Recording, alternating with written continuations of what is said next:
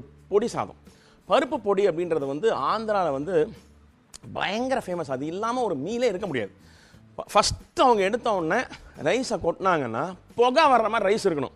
அவங்க கையை இப்படி பிடிப்பாங்க, நீங்கள் நம்ப மாட்டீங்க, கையை இப்படி பிடிப்பாங்க. கையை இப்படி பிடிச்சா கரண்டியாக நெய்யை ஊற்றணும். இந்த நெய் வந்து இந்த கையிலேருந்து இப்படி வழியணும். அப்போ தான் அவங்க வந்து அந்த ரைஸில் அப்படி போட்டு பருப்பு பொடியில் மிக்ஸ் பண்ணி சாப்பிடுவாங்க. அவங்க ஃபஸ்ட்டு சாப்பிட்றது ஒரு மலை மாதிரி மலை கட்டி அதில் பருப்பு சாதம், ஃபஸ்ட்டு பருப்பு பொடி சாதம், கந்தி பொடி எதுவும் சொல்லுவாங்க.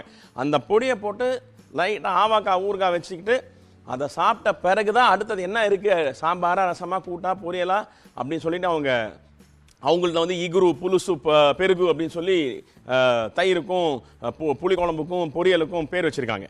ஸோ அது மாதிரி அடுத்த டிஷ்ஷஸ் சாப்பிடுவாங்க. எப்படி வந்து ஆவக்காய் கோங்கூராவோ அது மாதிரி மும்மூர்த்திகளை மூணாவது மூர்த்தி இந்த பருப்பு பொடி. இதில் மூணில் உங்கள் சௌகரியத்துக்கு எதை வேணால் ஃபஸ்ட்டில் வைக்கலாம், அவங்கவுங்க டேஸ்ட்டுக்கு ஏற்ற மாதிரி. நான் பண்ணுறது அது ஒன்றே போதுங்க. ஒரு சைடில் ஆவக்காய் ஊறுகாய், ஒரு சைடில் பருப்பு பொடி.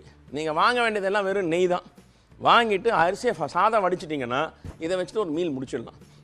இது கூட நீங்கள் வந்து உருளைக்கிழங்கு பொரியல் பண்ணி சாப்பிட்லாம்.